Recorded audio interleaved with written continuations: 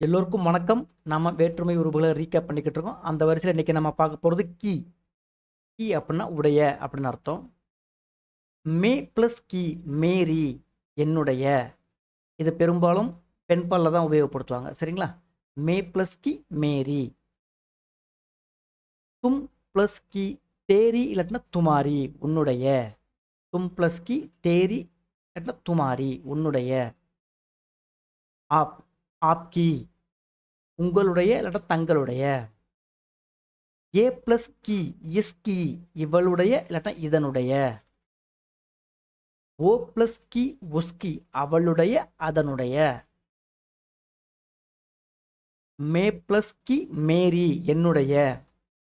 தும் பிளஸ் கி தேரி துமாரி உன்னுடைய. App plus கி ஆப்கி உங்களுடைய தங்களுடைய.